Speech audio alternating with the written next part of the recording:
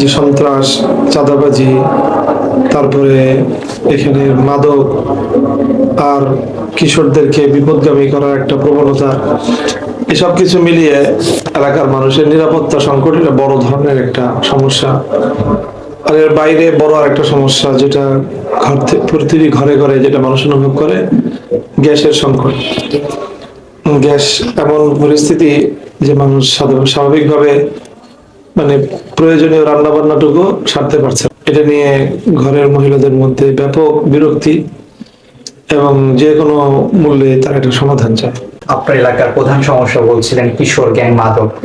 আপনি যদি নির্বাচিত হন, এইগুলো মোকাবেলায় আসলে কি ধরনের পরিকল্পনা রয়েছে বা কি ধরনের চ্যালেঞ্জের মুখে পড়তে পারে? প্রথমত হলো মাদক এবং সন্ত্রাস দুটো একটার সাথে একটা ওতপ্রোতভাবে জড়িত। মূলত অন্ধকার জগতের যারা নিয়ন্ত্রক থাকে বা যাদেরকে গডফাদার বলা হয়, এই জাতীয় কিছু মানুষ তারাই নেপথ্যে থেকে সমাজে এই সকল অন্যায়গুলো, এই অপরাধগুলোকে তারা প্রশ্রয় দেয় এবং এগুলো লালন পালন করে, এগুলো সমাজে ছড়িয়ে দেয়।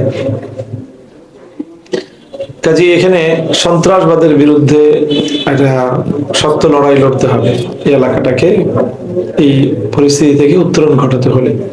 আমি এটা প্রমাণ করেছি, মানে ভীতি বা ভয়ের মুখে আমি নতি স্বীকার করি না।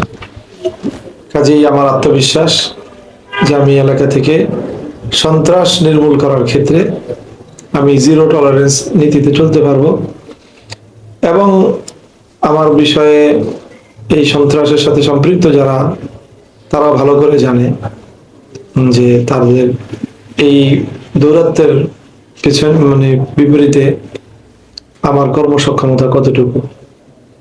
আমি আশা করি যে সন্ত্রাসের বিরুদ্ধে সাহস নিয়ে মাঠে ময়দানে তাদেরকে মোকাবেলা করার মতো যে রাজনৈতিক অবস্থান এবং যে সৎসাহস, সে উভয়টি আমার আছে আলহামদুলিল্লাহ।